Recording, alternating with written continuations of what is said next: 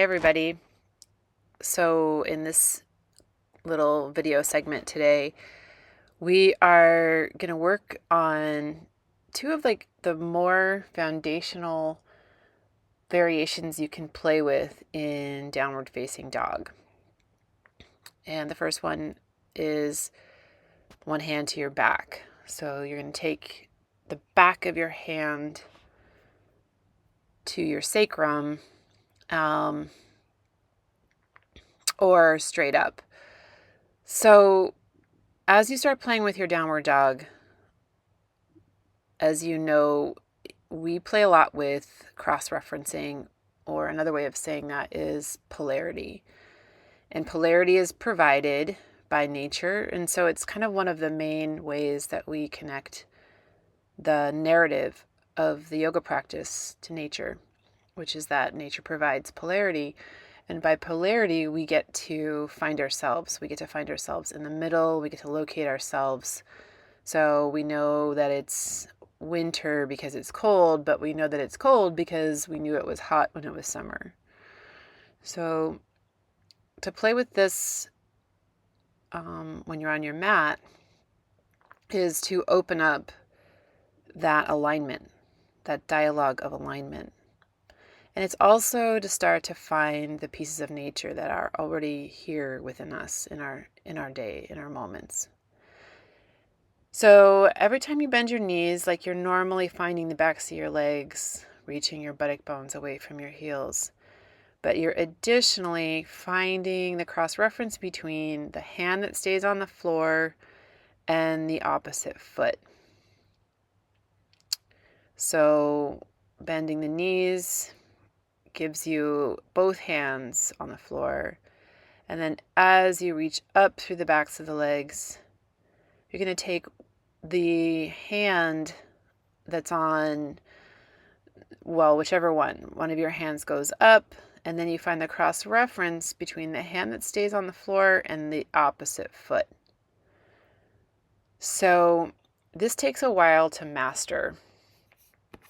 One thing that happens at the beginning of learning this, and for a while, is that you'll feel like you're going to slide. Your hand that stays on the floor slides a little. And whenever your hand slides, you know that that's because your weight is coming forward into your hands.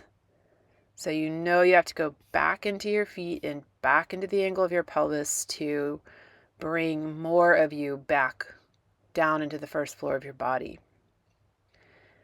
So this is definitely a hard thing to learn. So we do it a lot of times. I think this is already 12 or 15 on each side so far in this video. And then you're also inhaling when your knees are bent and exhaling when your buttock bones go away from your heels. So as you do this, if the view was not from the side, you could see that there's a little bit of left to right movement. That's normal, and that will happen. It'll decrease over time, and you'll move a little bit less left to right by virtue of that cross-reference that I was talking about, the hand that stays on the ground and that opposite foot.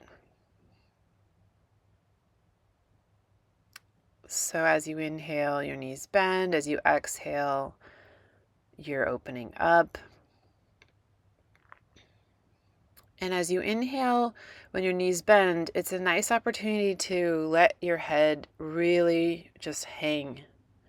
Let your head really relax so that you can really kind of get that feeling of a seed, like a little seed at the beginning of something.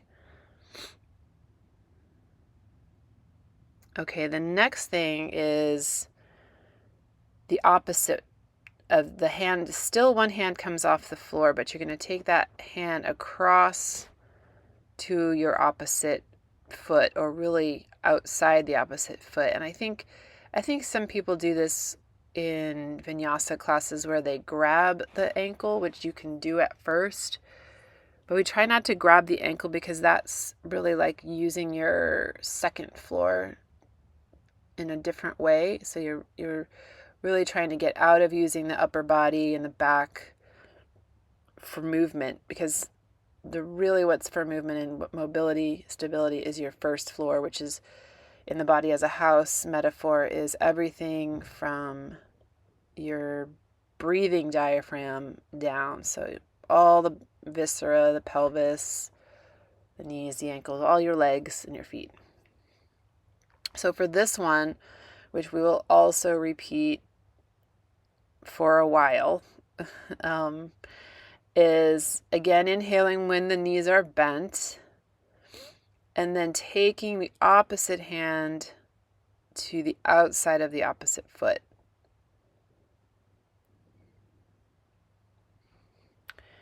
And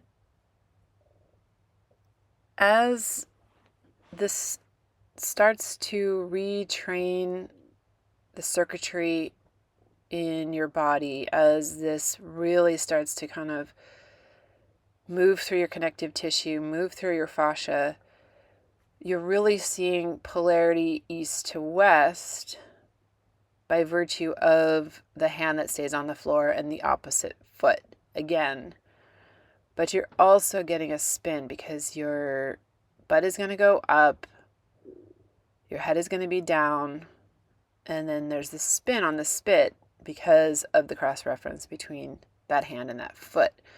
So as you go from one side to the other, you're going to use the opposite foot to help you move over there. So if you're going to the left, you're going to push into that right foot a little bit more. And if you're going to the right, it's the other way. So with each repetition, threading the breath through, the inhale in the seed again, find that little seed. The exhale, take the opposite hand to the ground and try to just let your head hang. This is the same thing as the other one, where your hands will slip if you're not in the pelvis enough. So my hands still slip a little on this because I'm still working on really changing the angle of the pelvis, which starts to really organize everything else.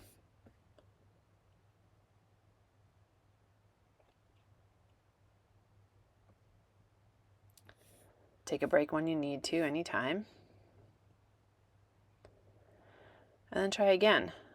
So time, technique, and repetition are the three sort of magic rules of practice. Time, technique, and repetition. And probably time, good technique, and repetition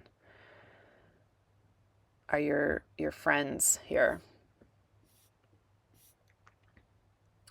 And you always want to go back to your two right side circle on your right hand and the left sided circle on your left hand. And then what you can also do is measure from your hands to your feet. You can go to a plank first, then to your dog, and cross the hand over. Because there's a little bit of a feeling of, at least for me, that I want my hands a little closer to my feet on this. But if you watch this video, you can see that when I keep my hands a little further away, the geometry is way better.